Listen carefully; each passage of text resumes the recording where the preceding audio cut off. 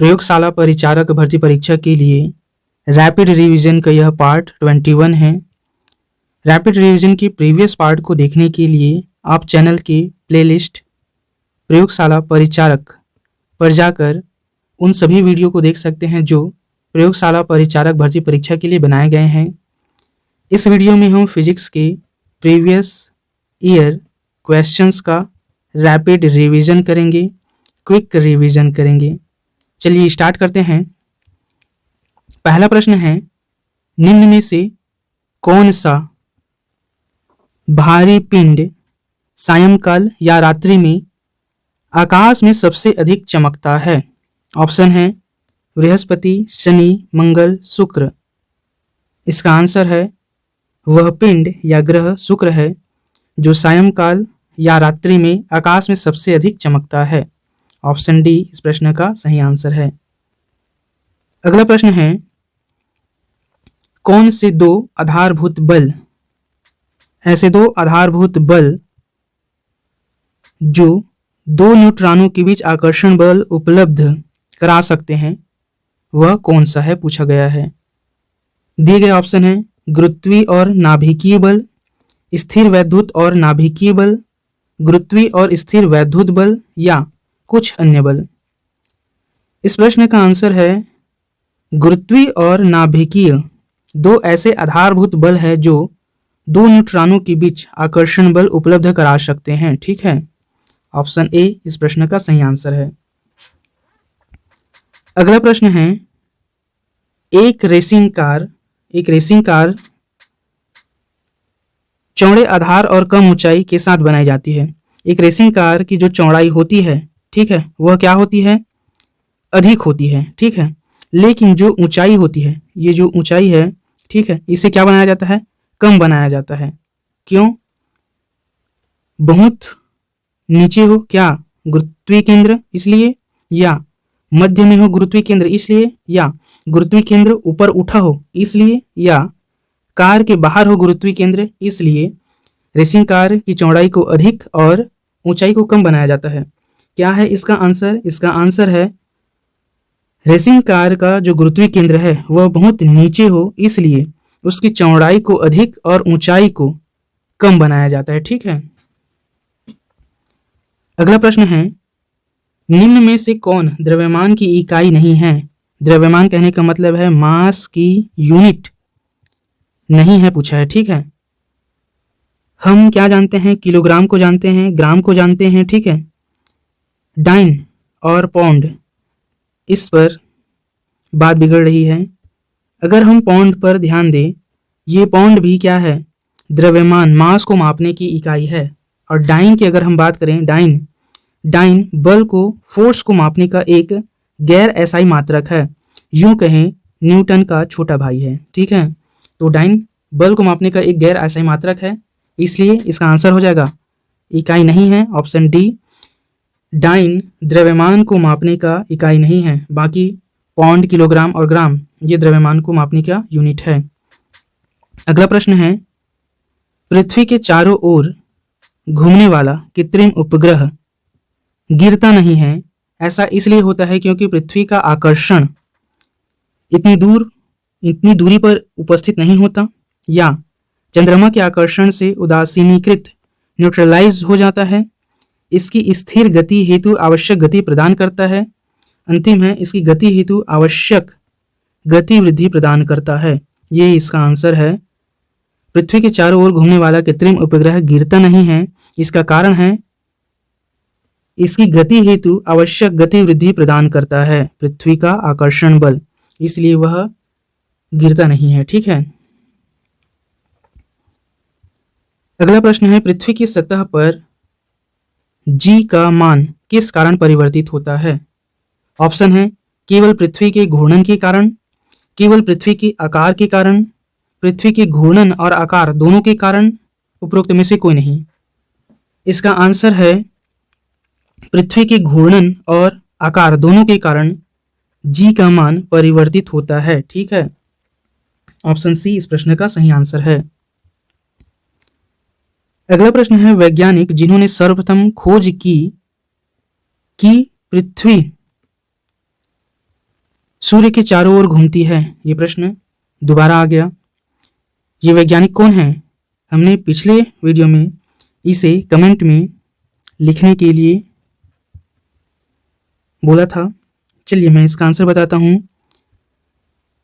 इस वैज्ञानिक का नाम है कोपरनिकस, जिसने बताया पृथ्वी सूर्य के चारों ओर चक्कर लगाती है। ठीक है, यह बताया किसने? कोपरनिकस ने।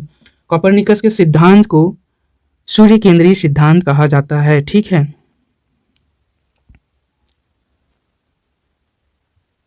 अगला प्रश्न है भूगणित जियोडेसी क्या है? भूगणित जियोडेसी क्या है?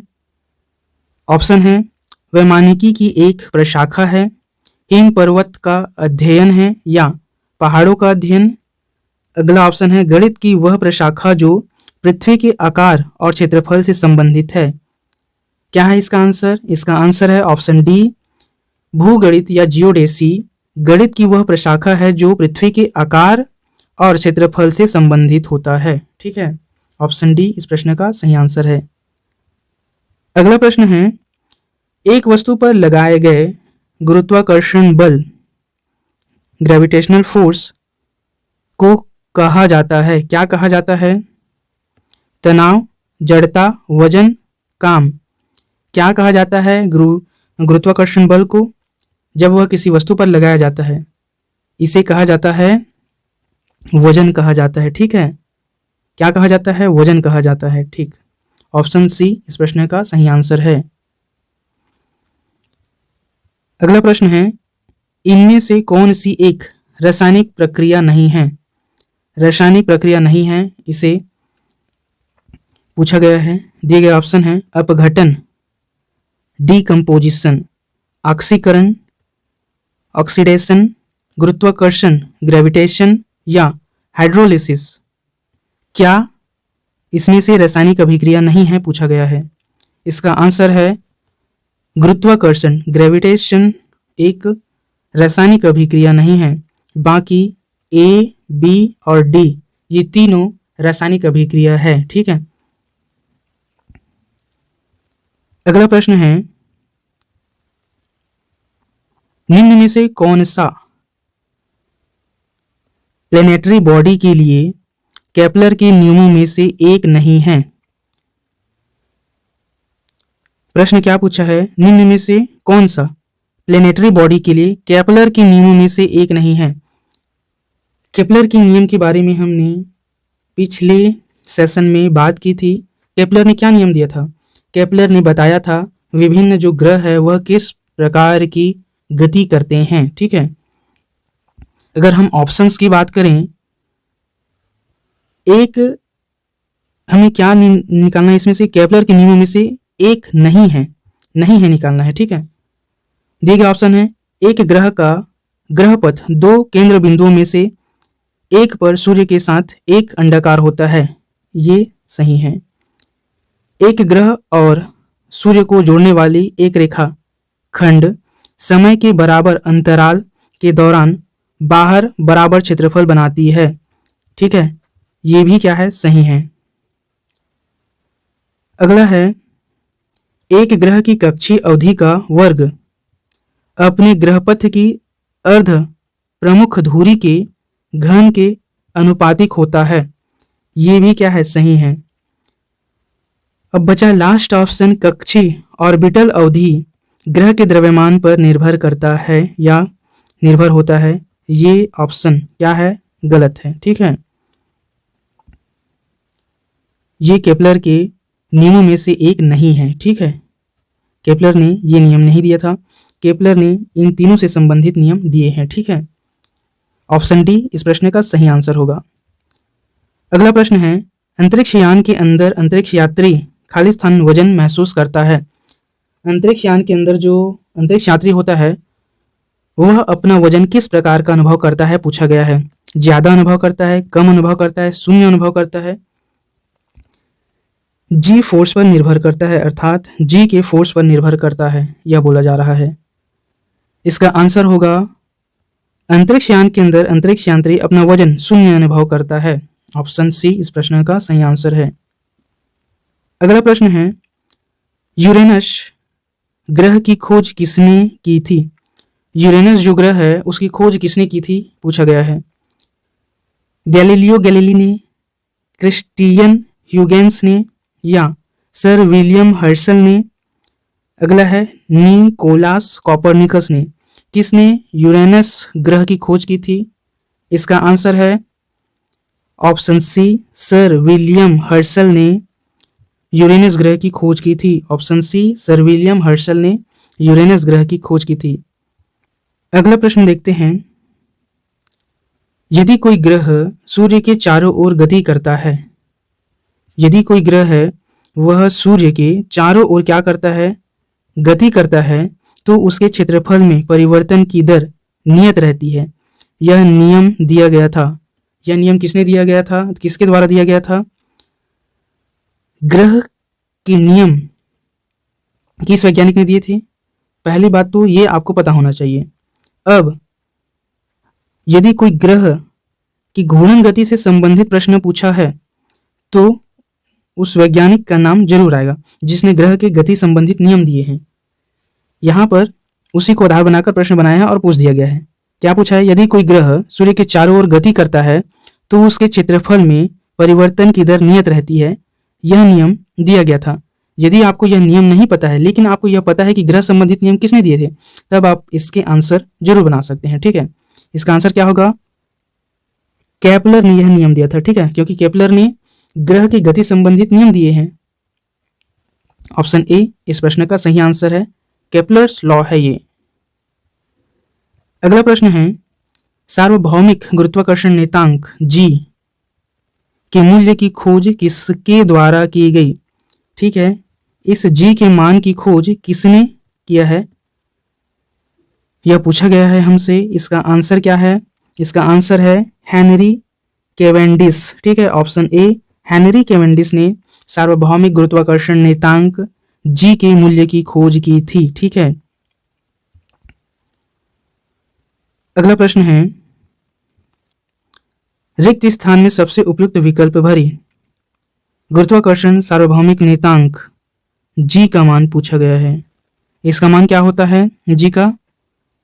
इसका मान होता है 6.67 इंटू 10⁻⁻11 न्यूटन मीटर स्क्वायर प्रति किलोग्राम स्क्वायर।